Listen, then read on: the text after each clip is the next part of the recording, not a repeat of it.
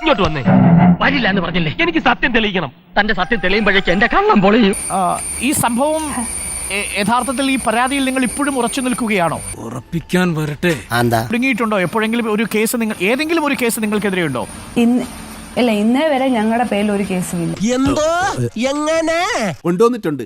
ഇറക്കട്ടാ വർക്കിച്ച ആ സാധനം ഇറക്കി. നമുക്ക് എന്തായാലും ആ ന്യൂസ് ഒന്ന് വായിച്ചു നോക്കാം. പ്രമുഖരെ ഹണി ട്രാപ്പിലാക്കാൻ ശ്രമം. കഞ്ചാവ് ദമ്പതികൾ പോലീസ് വലയിൽ കൂട്ടാളികളെ തിരിയുന്നു. ആളത്ര വെടിപ്പല്ലല്ല. അതീ പറഞ്ഞ സജിനി തോമസിന്റെയും ഭർത്താവിന്റെയും ഫോട്ടോയാണ് ഇത് ഞാൻ ആ ഫോട്ടോയിൽ കാണുന്നത് നീയല്ല. ചാറ്റ് ചെയ്തിട്ടില്ല, എന്റെ തെളിവുകളൊന്നും ഇല്ല എന്ന് പറയുന്നത് ഈ ചെയ്ത ഫോണുകൾ പുള്ളിയുടെ കയ്യിലാണ് ഇരിക്കുന്നത്. അതുകൊണ്ടാണ് പുള്ളി ഇത്ര ശക്തമായി പറയുന്നത് എന്റെ കയ്യിൽ തെളിവുകളൊന്നുമില്ല എന്ന്. അല്ല, നിവിൻ പോളി താങ്കൾക്ക് അയച്ച വാട്സ്ആപ്പ് ചാറ്റിന്റെ ഫോൺ എങ്ങനെയാണ് നിവിൻ പോളിയുടെ കയ്യിലാവുക? ഇവരുടെ കയ്യിലായിരുന്നു ഈ ഫോണൊക്കെ. പിന്നെ ഇവരെ എന്റെ അവിടെ വെച്ചിട്ട് എന്നെ റൂമിൽ ലോക്ക് ചെയ്തിട്ട് എന്റെ വീട്ടില് ഇവരെ ആരോ വന്ന് ക്യാമറ വെച്ചു ബെഡ്റൂമില്. എങ്ങനെ മനസ്സിലാക്കണ്ട. നിന്റെ ബോധക്കേട് ഇപ്പോഴും മാറിയിട്ടില്ല. ക്യാമറ വെച്ചിട്ട് എന്റെ ഹസ്ബൻഡിന്റെ വൈഫൈ ഹാക്ക് ചെയ്യുകയും മെയിൽ ഐ ഡി ഹാക്ക് ചെയ്യുകയും ചെയ്തു. എന്നിട്ട് ഞങ്ങൾക്ക് കോള് വരുമ്പോൾ അത് കേട്ടോണ്ടിരിക്കുന്നത് ഇവരാണ്. ഒന്നുകൂടെ പറഞ്ഞേ. അതായത് അവരാണ് കോൾ എടുക്കുന്നത്. അതായത് പുള്ളിയുടെ ഫോൺ അൺലോക്ക് ചെയ്യുമ്പോൾ തൊട്ട് ഞങ്ങൾ എന്തൊക്കെയാണ് പറയുന്നത്, എങ്ങനെയൊക്കെയാണ് അറിയുന്നത് ഇവർക്ക് താങ്കളുടെ ഹസ്ബൻഡിന്റെ വീട്ടിൽ പോയിട്ട് എന്ത് ചെയ്തു എന്നാ പറഞ്ഞത്? കളഞ്ഞു. ഒരു കഥയുടെ കണ്ടിന്യൂറ്റി കളഞ്ഞു. അതായത് അവര് പുറത്തൂടെ വെക്കാനുള്ള ഗ്യാപ്പൊക്കെ ഉണ്ട്. അപ്പൊ അവർക്ക് അങ്ങനെ ചെയ്ത് വെച്ചിട്ട് പോയി. അല്ല, പുറത്ത് CCTV വെച്ച് കഴിഞ്ഞാലും അതിന്റെ റിസീവറും റെക്കോർഡും എവിടെ വെച്ചു? അതിന്റെ മെഷീൻ ഇവര് റിമോട്ടിലായിട്ട് കണക്ട് ചെയ്തോ? പക്ഷെ എങ്കിലും ആ സാധനം കാണുമ്പോൾ അറിയാലോ, ക്യാമറ പുറത്തുകൂടിയാണ് കണക്ഷൻ എടുത്തിരിക്കുന്നെങ്കിൽ ഒരു പവർ സപ്ലൈ വേണം. കൈവിട്ടു പോടാ, എല്ലാം കൈവിട്ടു പോയി.